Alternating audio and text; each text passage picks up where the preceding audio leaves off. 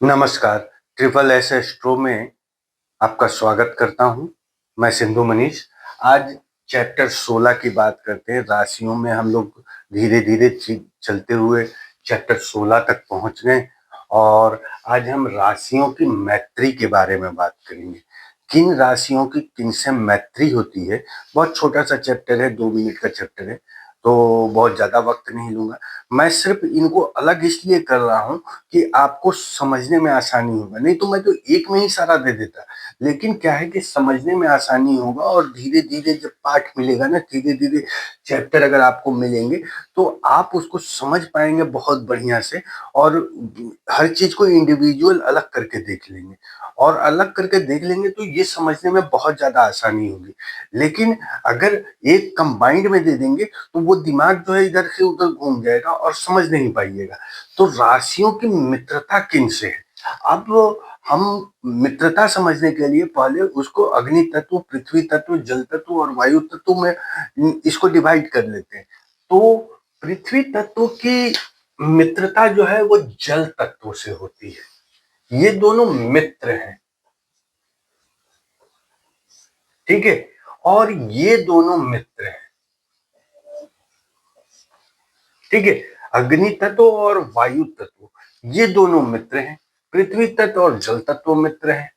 अब अगर मैं एक छोटा सा सिंपल सा उदाहरण दूं, मैंने आपको गंडमूल का पाठ पढ़ाया था, आप उसमें जाकर देखिएगा।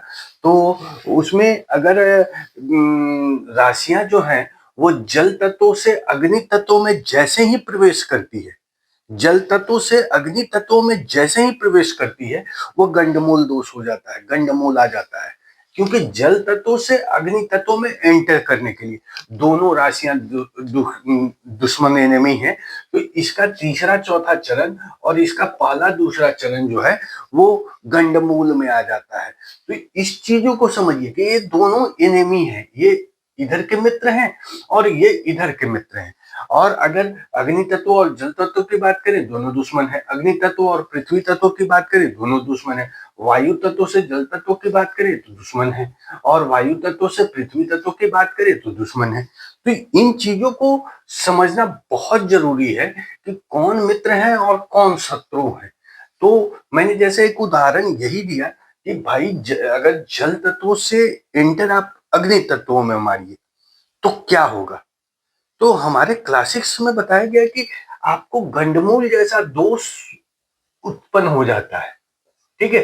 क्यों गंडमूल होता है? क्योंकि जल तत्व से हम लोग अग्नि तत्वों में एंटर किए, ठीक है? आप गंडमूल का आप चैप्टर देखिए, वो बिल्कुल पूरी तरह से समझ जाइएगा और यहां से मिक्स कीजिए कि जल तत्व से जब अग्नि तत्व में आए तो गंडमूल जैसे दोष उत्पन्न हुए। तो सोचिए कितना खतरनाक है।